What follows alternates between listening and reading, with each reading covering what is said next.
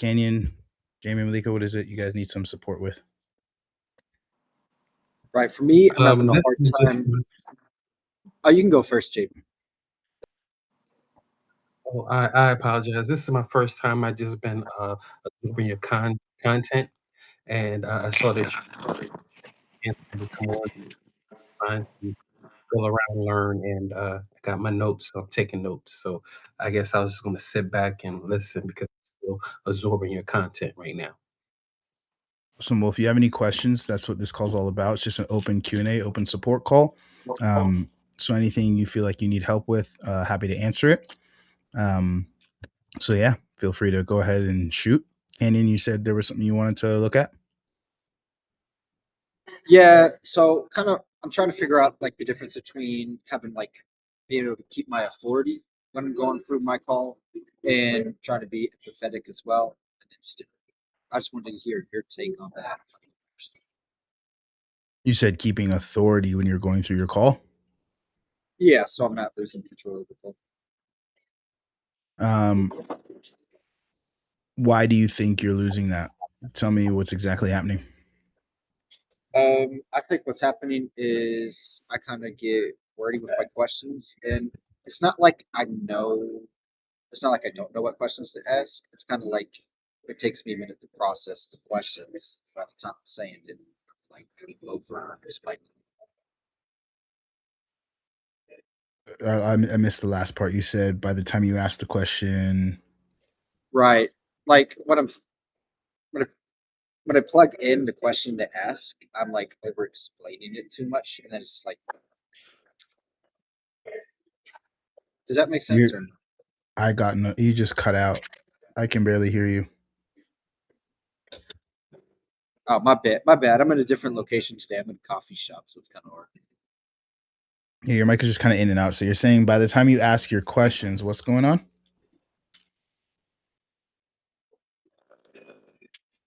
Right. So what's going on is I take a second to pause and I take a second to pause and process, and then when I'm talking through that question, I think I say too much, and then from there, the process gets confused or says something different. Well, I how do just you wanted to ask hear your in questions?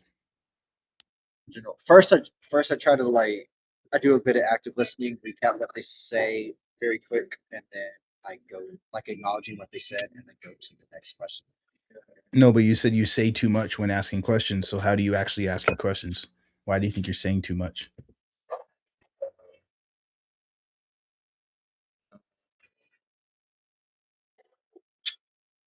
So I think, like as an example, I'm like, uh,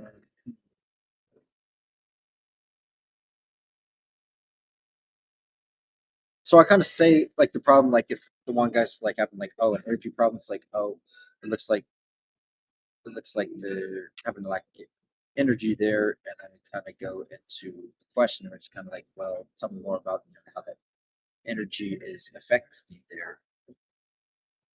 Do you have examples? Like, do you have a actual call we can take a look at? Uh, no, like I haven't really done any new mock calls lately. It's been kind of a weird week. I'm just trying to understand why you think that you're struggling to ask questions or why you think you're overwording it. I mean, are you asking the question plainly? Are you prefacing the question a lot? Like, what are you actually doing?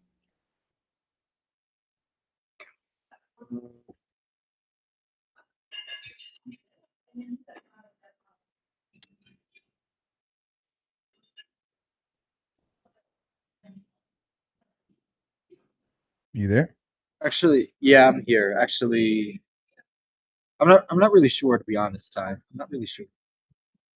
So what's so I mean, what is happening that makes you think there's a problem?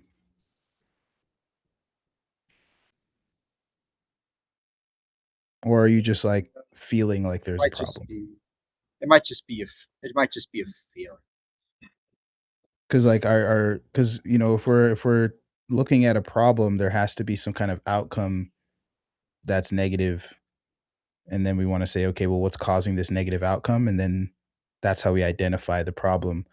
I mean, regardless how you feel, you sound, if the outcome is the intended outcome, if prospects are responding well, if conversations are moving forward, if people are, and I know you're just doing role plays, but in a live situation, if people are closing, we can't just say, hey, I feel like something's off if, you know, the data is saying something isn't off.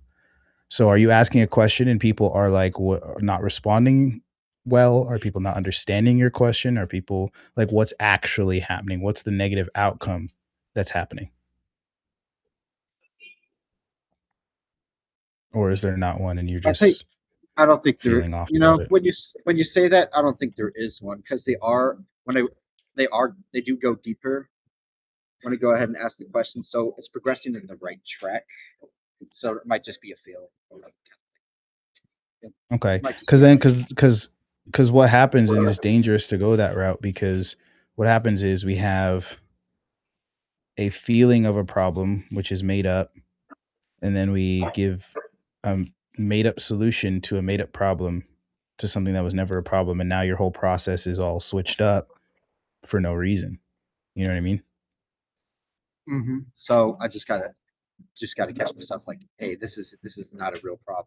Be like, there's no data to Yeah, support like it. where's that feeling coming from? Is it just because you're taking a long time to respond when you're trying to ask a question? Are you taking time to think longer than you feel like you should? That's what it feels like. Yeah, that's what it feels like. I feel like I should. Well, I'll ask you, what's wrong with that? Sometimes I could feel like it just feels like if there's like a pause, then in my mind I'm thinking like the client might be like speak into something where I lose the frame. But that's What's wrong with there being a pause and moments of silence?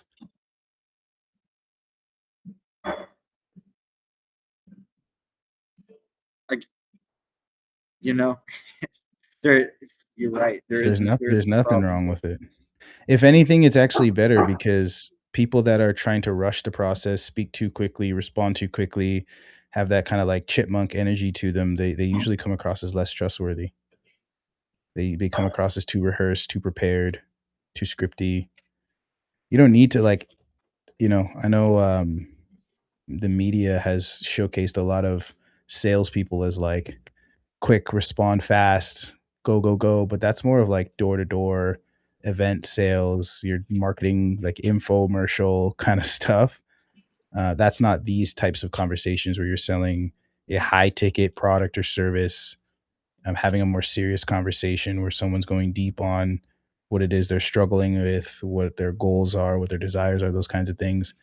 There's no need to be quick to respond. There's no need to be like fast. It's totally okay to pause and take moments. And there's going to be even times where you intentionally want there to be some silence so that they can actually ponder and think about what it is you're talking about, what it is you're asking. It's totally okay. Don't overthink that, man. Give yourself time to Oh, think. I cool. mean, a lot of times you might be at like you don't want to just throw a question out there willy nilly. Like think about what they just said and ask the next question accordingly. There's nothing wrong with taking time to think, you know? Okay, yeah. So take the time to think, pick up that one thing that's gonna that's gonna go that's gonna be the best thing to talk about there. Yeah, don't overthink it. Like don't feel like you've got to just say something, you know? You have to learn how to be comfortable letting that person sit. And it's a natural response. We're all like this when usually when there's silence, people just feel like they need to fill it. And a lot of times you can actually use that to your advantage because prospects will fill it with more information when you ask them a question. And you'll start to notice that as you do more discovery and you try to have deeper conversations with people. When you ask them to tell you more, or when you ask them a question, they're going to respond initially.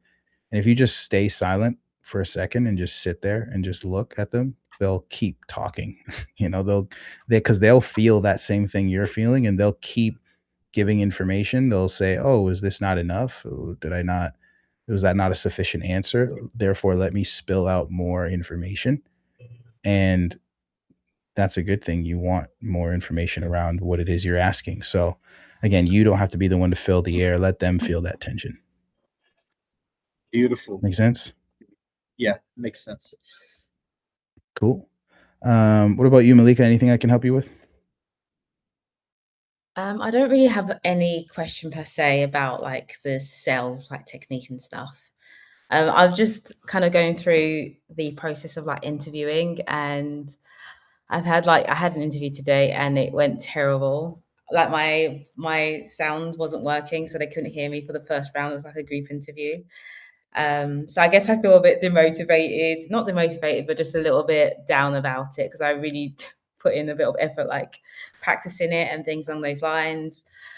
So yeah, that's where I'm at with the whole sales thing. I'm on an offer at the moment, but I can't really consider it as an offer because there's not much like sales funnel. There's nothing coming in really. It's just completely dead.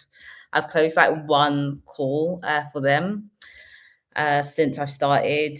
And yeah, it's just super slow. Nothing's happening, and there's no promotion happening. So I'm really eager to get on an offer, and yeah, I just feel like it's just not happening.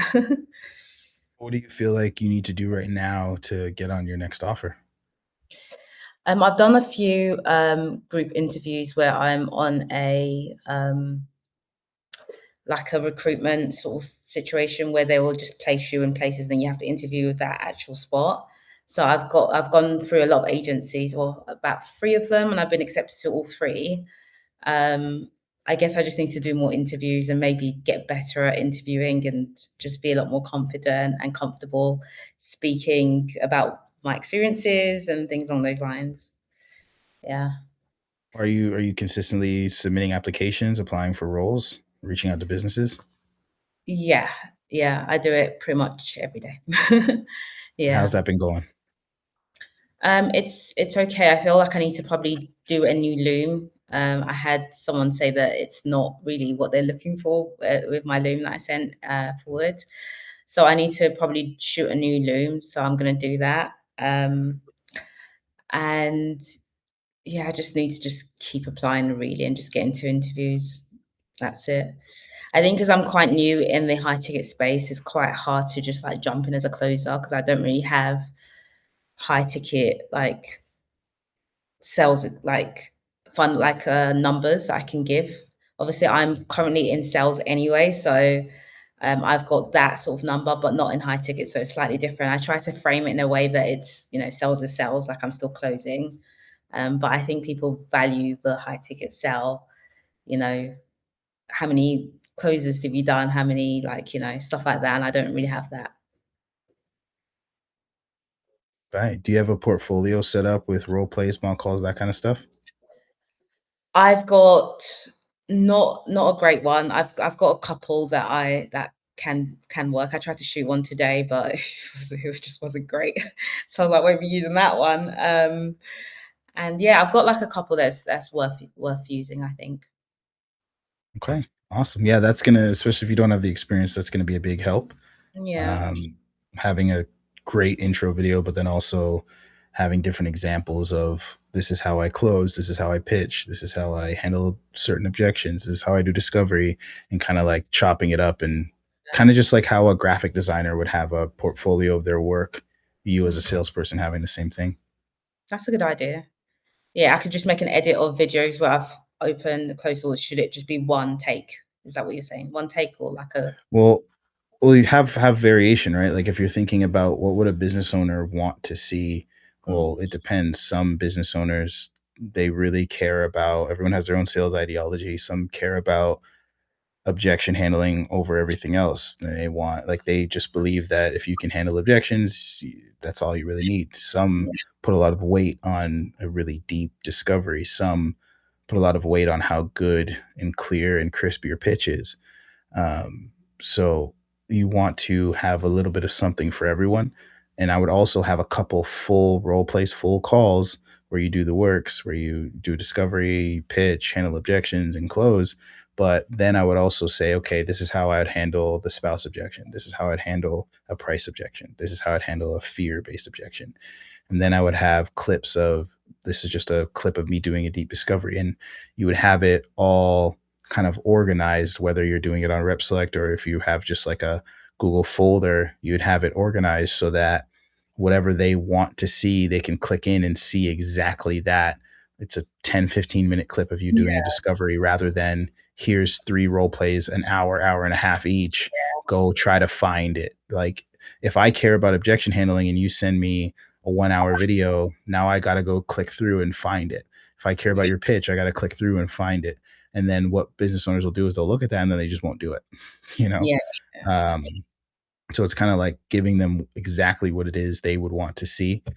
And that way they can click in, see what they want, and be like, you know what? I like the way she sells. Let's give her an interview. And you want to, if you pick a niche, it's even better because then your pitch, your objection handling, your discovery is So, relevant, right? yeah. If you want to work for a fitness offer, role play fitness offers and find clips for that. If you want to work for a marketing agency, role play marketing, advertising services, and then have examples of you pitching that. And that way it's also just relevant for what it is you're applying for. Yeah. Yeah.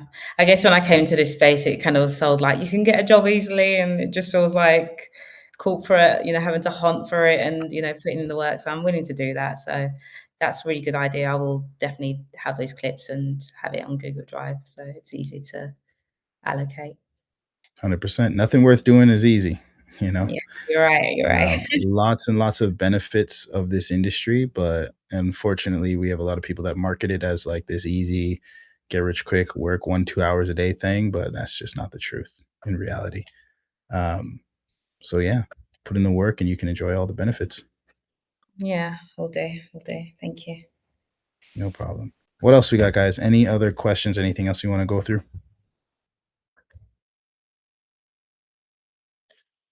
No, that's it So already. I'm at a Go different. ahead, Kenyon. I'm at like the beginning of building up my portfolio. Like, what kind of? I know we talked about this a little bit on one of the earlier calls from previous weeks, but what kind of stuff should I be looking for to build my portfolio?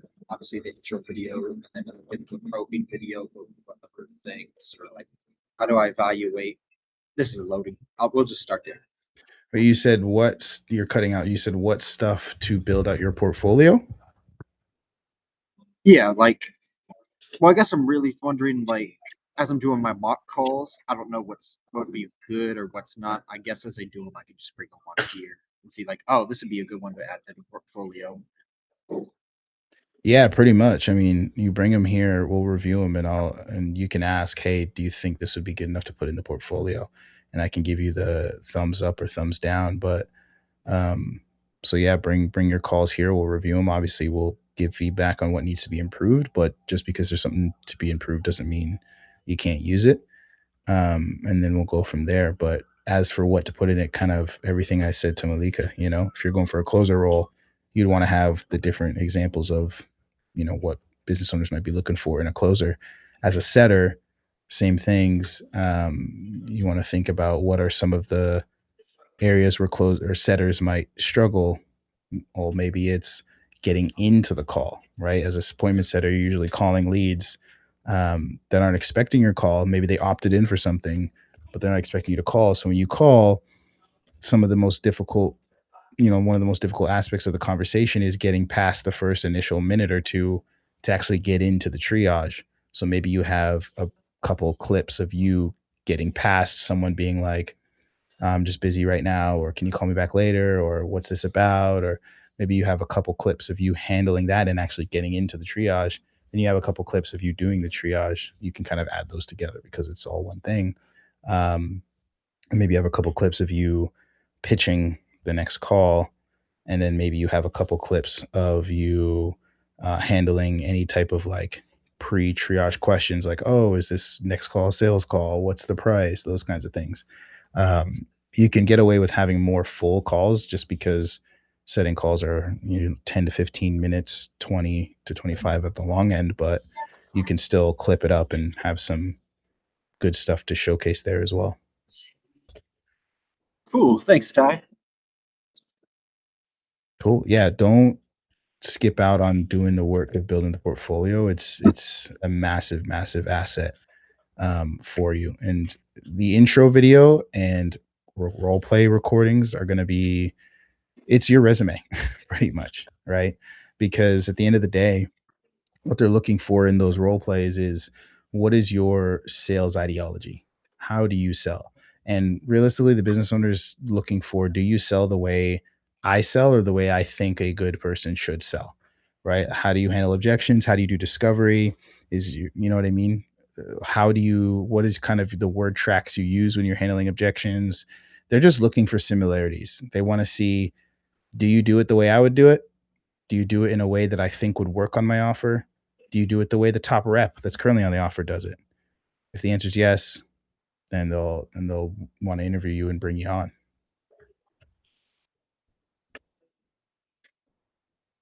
Any other Nice. questions? Okay, Ty. Thank you. No problem. What else? Anything else we need help with? Abdul Malik, Michelle, anything you guys want to go over? I'm Would you good. be go on there? Go on, Michelle. No, I was just saying I'm good. Okay. I was going to ask if you didn't mind going through my Loom and just seeing where I could make it better. Is that something that you do? Yeah, absolutely. Drop it in the chat. All right, lovely. Thank you. And then Abdul, were you going to say something? Yeah, I was gonna ask on more tips on landing a better role. In terms of like In what terms aspect of it? So right now I'm in like a mentorship placement program, but Mhm. he says he's gonna place us into good roles, but I don't think he's actually I'm the one doing doing more of the outreach myself, applying. Even the role I'm currently on, the offer, real estate coaching offer, I got that myself. So yeah, I'm actually trying to get into the AI industry. That's that's where my interest is at. So just wondering if you got any tips other than what you've given already on actually landing a proper role or even getting the attention of these founders. Well, what aspect are you struggling with? Because we'll be here all day if I just start rattling off tips. I mean, I've done a new Loom video, so I'm getting their attention, but they're not like. There's this one company I've gotten their attention. I even joined a closing call just to get access to the sales manager. Then he gave me an email to send my Loom to. But I haven't gotten any interviews so far for any roles in the AI industry yet. And you're reaching out to business owners in the AI industry. How are you reaching out? So I've got like 200 AI businesses in the client, like from the mentorship. So I reach out to them from their webpage and I get their emails, LinkedIn sometimes, Instagram, or I join closing calls on to actually just ask, can you give me the email of your sales manager or can I speak to the sales manager? I wouldn't join sales calls. That's one thing that would piss them off. I wouldn't Yeah. do that. That would make them like, because you're taking money out of their pocket when you do that. You're making them lose money by wasting time and slots of their salespeople. I wouldn't do that. You can connect with their salespeople. You can reach out to them, but don't book a sales call that costs money, messes up their advertising. Lots of big issues with that. And even they might give it to you, but if they know that that's how you got on, they might ignore you based on that alone. Do you have a portfolio of examples of how you sell and everything like that, or no? I've got a couple calls that from my current offer at the moment. Are they good? I haven't closed any yet. I just started last week. Okay. And those are what you've been sending and showcasing to them? I haven't showcased any of those yet, just my Loom videos. And I started from door to door, then went to energy sales, then insurance. So in total, I've closed up to $1 million revenue. So I Okay. just used that. Well, you got to think of the best way to think of landing a job in sales is the same way an athlete would land a position on a sports team. They got their game tape, they got their film showcasing what they can do, showcasing their skills, spliced up. Your intro video is part of that. And you just have to prove that you can sell and you're good enough at selling. So that comes from treating your career as an entrepreneur would treat their business. So you said you have your list of 200. How are you marketing to them? How are you nurturing them? What does your brand look like? All of those things on social. You said you're reaching out to them on LinkedIn. What does your LinkedIn look like? Do you look like an expert? Do you look like a professional on LinkedIn? Do you look like someone who is not only a professional and expert in sales, but do you look like someone who's a professional and expert on AI? Are you know what I mean? Like what, like all of these things contribute to selling yourself, right? What does your profile picture look like? Is it a clean headshot? Again, do you look like a professional, someone who knows what they're doing, knows what they're talking about? Do you have game tape examples of you selling role playing AI products? Are you on, if they look on your social media, do they look at it and say, well, yeah, this guy knows his stuff when it comes to AI? Do you talk about AI? Do you post about AI? Do you talk about sales? You don't have to make video content, but are you commenting on these people's stuff, showcasing your knowledge? If it's a company you really want to work with, are you engaging with them? How are you getting their attention outside of just sending them a loom? Right? Again, you have to not see yourself as someone trying to get a job. You have to see yourself as an entrepreneur trying to sell your sales service, because at the end of the day, for most roles, you're a contractor, right? So that means you're responsible for not only selling your service, delivering your service once you land a client, but also how are you marketing yourself to make it easier to get clients in the future, right? Mm.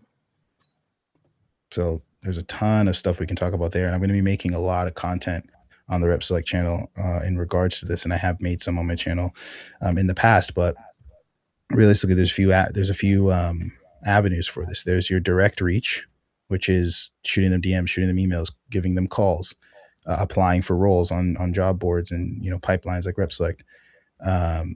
There's the network side of it as well, where you're connecting with other reps, you're you're connecting with business owners, you're connecting with recruiters, you're consistently engaging with some of the top companies in the industry you want to work in, content in a way that showcases that you know your stuff. You're becoming kind of an expert or known to be an expert for your field, for your niche.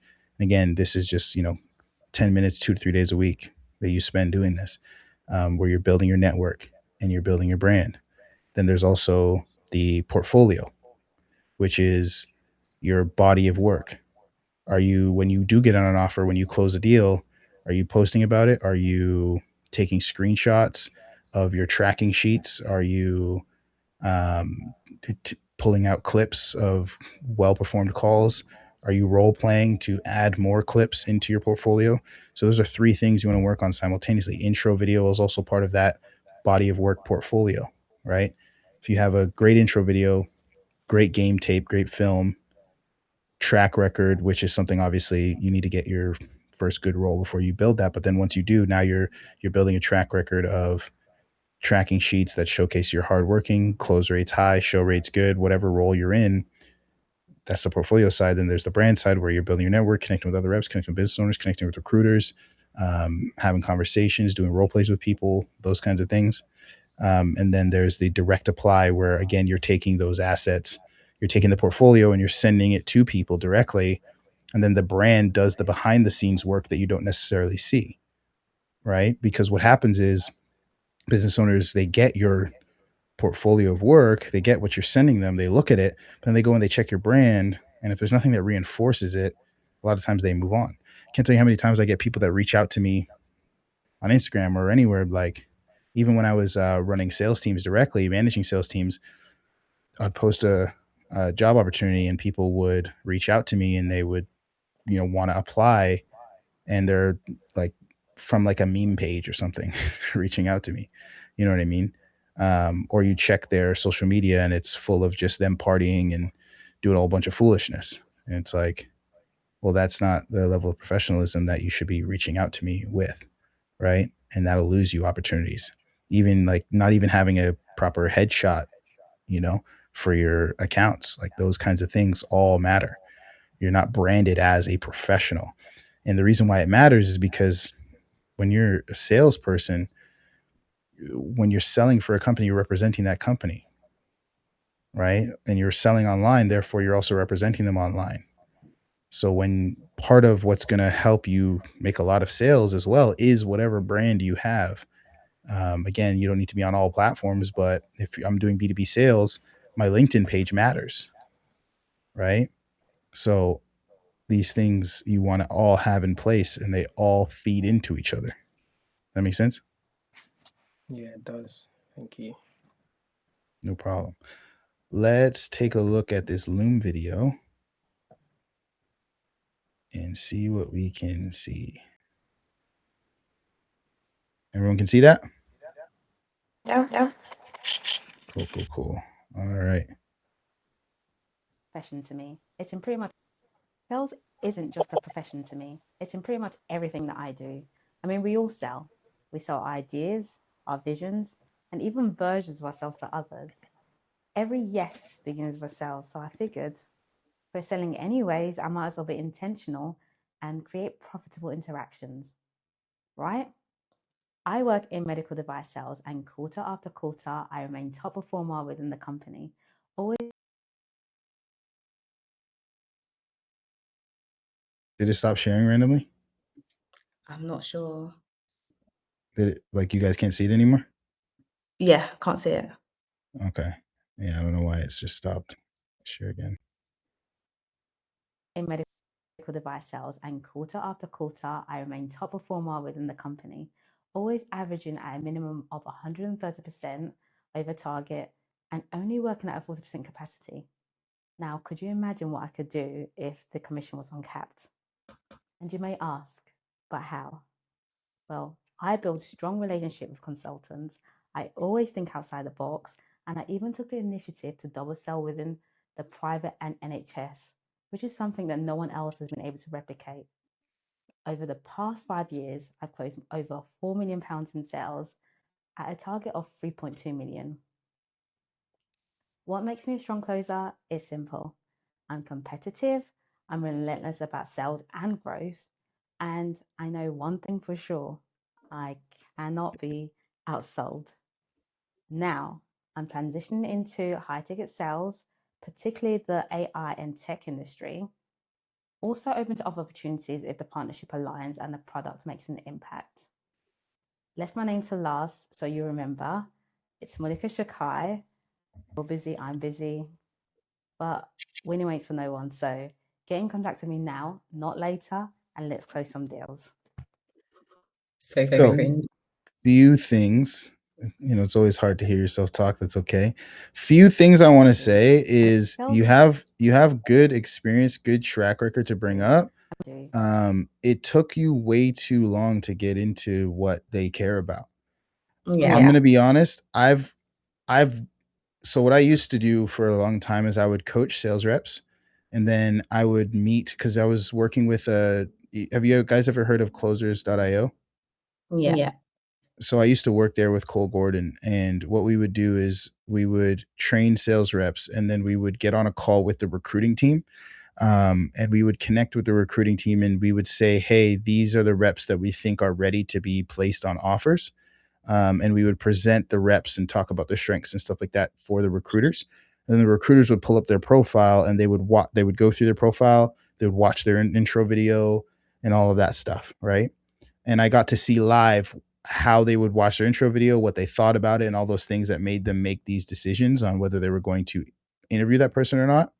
And I cannot tell you, I think out of the hundreds of intro videos we watched, I think like less than 10 times, maybe 10, 15, 20 times, they actually went past like 20 seconds.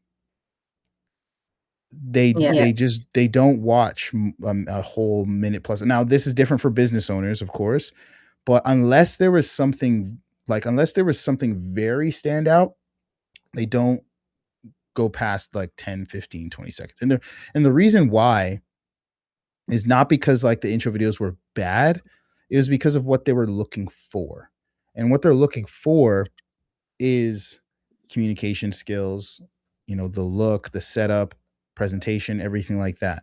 Which you have here is good, but the only thing that I think is missing here is the hook and the value that's going to get them to be more interested in you, which is the millions in sales, top of the team. All of these things should be within the first 10 seconds, right? Yeah. Jump on, introduce yourself. I've done over X millions in sales for XYZ type of offers. Deal sizes range from this to this. And then you can finish off with some of the other stuff. Way, way, way more powerful. Second thing I'll say is don't frame this as transitioning into something new. It sounds like was it tech sales? What kind of sales were you doing? Medical device. Medical device sales. Don't make it sound like this is like you're just brand new to sales. Because when you say, "Oh, I'm transitioning, getting into," like, no company wants to be their guinea pig. You know what I Yeah. mean? Like, people want to hire experts, professionals, people that are coming in to make them money. And no one's like, yeah, let me give this person a shot. At the end of the day, they will be giving people a shot, but at the end of the day, it's more about how it makes them feel when they just hear, "Oh, I'm getting into this, I'm transitioning." You kind of devalue your millions of sales. Yeah. You know what I mean? When you say, like, "I'm getting into this now," it's like you're making it seem like a separate thing when it's really not. It's really Yeah. not that different. You know what I mean? I've done door to door, I've done event sales, I've done business to business outside. It's not that different. There's different like ways of selling, but a lot of the intangibles of sales stays there. You know what I mean? Where you could easily, crush in this industry using a lot of the stuff you learned from that one. So I would remove the "I'm getting into this, I'm transitioning" type of language and just talk about why you're a great fit here and now. You know what I mean? Mhm. Introduce yourself. This is the revenue I've generated. These are the type of products and services I've sold. These are the average deal size I've been working with. Um, if you want to, you can also say this is the training programs, whatever I went through. If you have had any that are notable to mention, um, then you can end off with like, "This is what I think about sales. This is what, this is a fun fact about me. This is what I'm looking for," whatever. But keep upfront, talk about those achievements. I've always been number one, 130% quota. This is my average deal size. This is the revenue I've generated. Like that stuff, they're going to be like, "Oh, wow. Yeah. Like, I want to hear more of this. Who is this person?" Right. It's kind of like every video. If you just look at shorts, YouTube, Reels, TikTok, whatever. If you look at any type of like video creation, it's always what's the hook? Just like even newspaper blogs, what's the headline? What's going to grab the attention?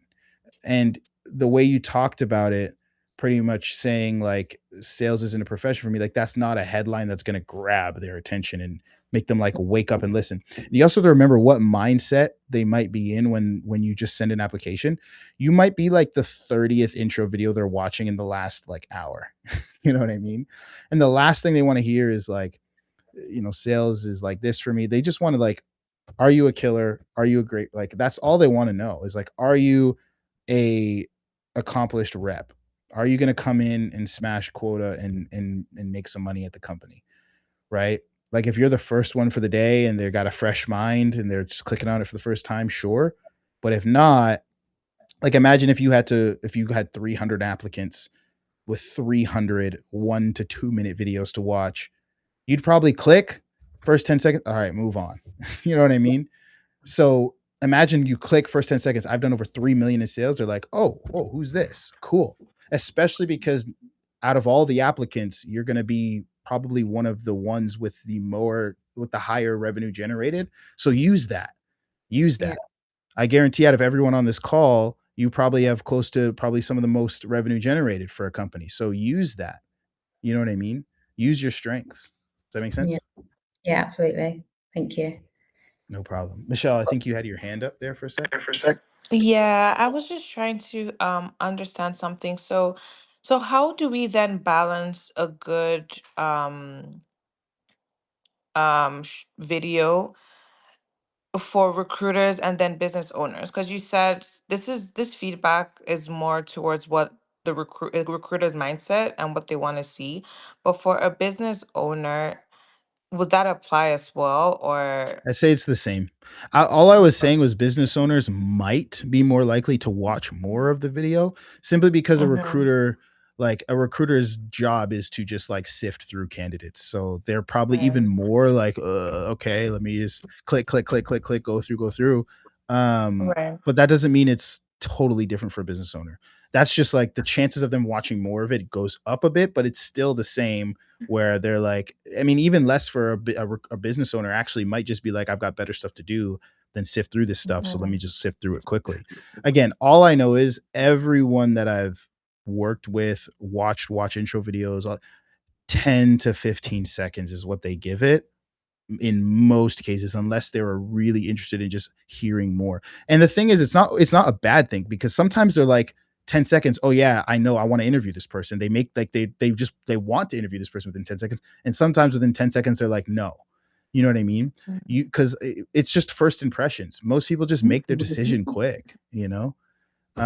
And once you've decided I want to interview this person, I don't, either you just there's no need to watch anymore because why would you? You've already decided to interview them or not. It's not like the only thing your intro video needs to do is grab attention and make them say, let's interview this person, I want to hear more. You know what I mean? Right. So Mm. yeah, you got to think, what did I put in the first 10 seconds? If we go back to it real quick, um if we say, okay, we're only going to listen to the first 10 seconds, what did we grab enough attention here? Isn't just a profession to me. It's in pretty much everything that I do. I mean, we all sell. We sell ideas, our visions, and even versions of ourselves to others. So if they pause it right there, is that enough to make them be like, yes, let's interview her? I've literally said that's literally the first 10, Sorry, you 15. cut out. What did you say? I can hear myself. I think it's echoing. No, sorry. You said something. You said you literally said you're on mute now. You muted yourself. Yeah, I was just saying that I just said a lot of fluff for the first 10, 15 seconds. Yeah. There. Yeah, there was nothing Yeah. there. And again, if you want to add some stuff about your thought process and stuff at the end, that's totally fine. But yeah, Yeah. first 10 15 seconds, you got to wow me. You got to, because like I'm already in this brain fog of like clicking through intro videos. Something's got to wake me up. You know what I mean? Absolutely. Yeah. So it's just Does that going to make be. sense, Michelle? Yes, but the thing is, I like her video, but Again, it's not a bad video. It's not a bad yeah, video. It's professional. It's well done. It's put together. But you guys got to like remember, this is not like some kind of, I don't know, like acting video where they're like they want to right, see the full thing. They're just looking for, okay, does this person have a track record? Do they have good setup quality? Do they right, communicate well? So this is what a lot of them are thinking. They're like, if I took the words out of their mouth and just put the words of my pitch in with the same energy, the same everything, would they sell well? Like, remember, you're selling yourself, right? This is that infomercial, high energy, on the ball, super confident, go, like mhm, pitch. This is your pitch. This is where you're like, all right, guys, this is why I'm going to smash it at your company. Like, you know what I mean? Bring energy, bring this, bring that.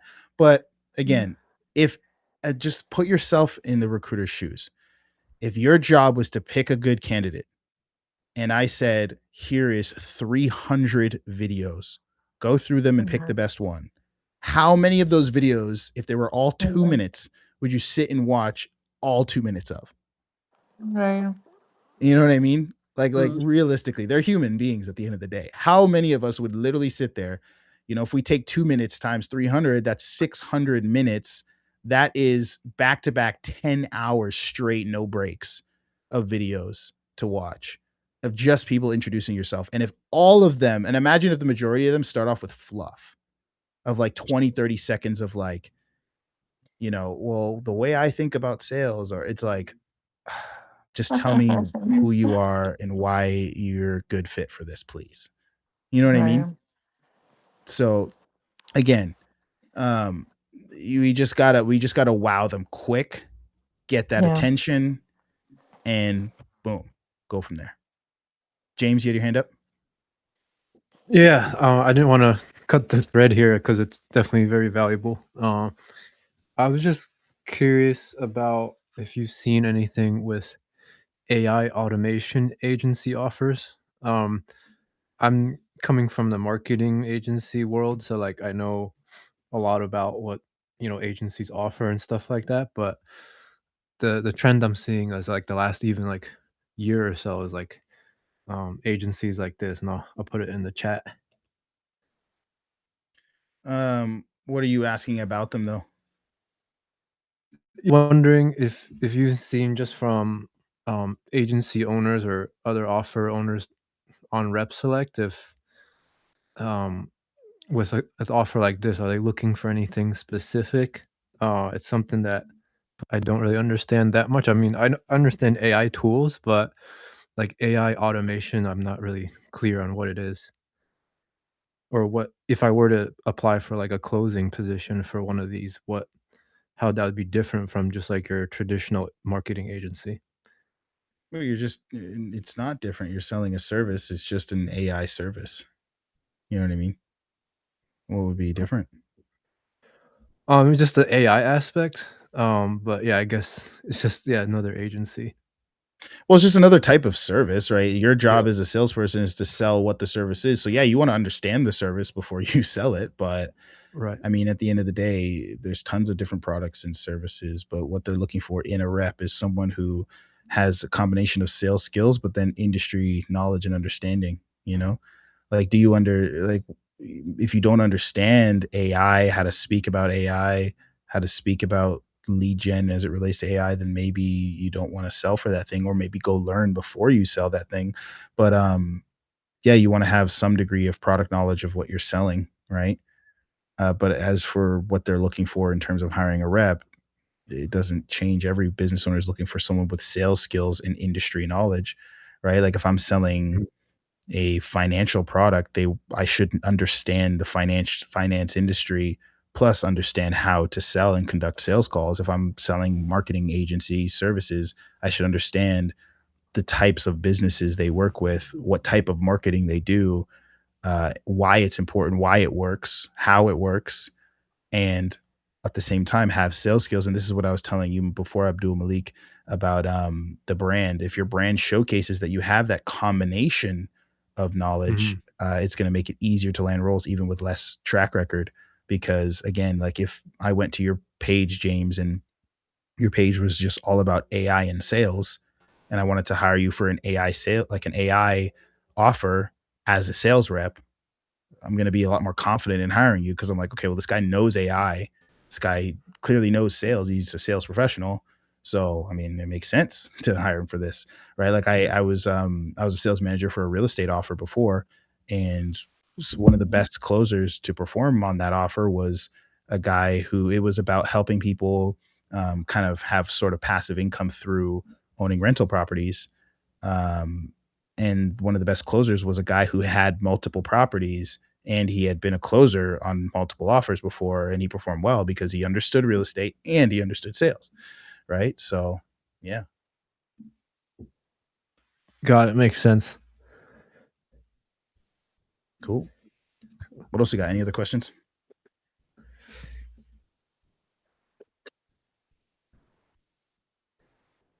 Nope. We all good? We all had questions? All good.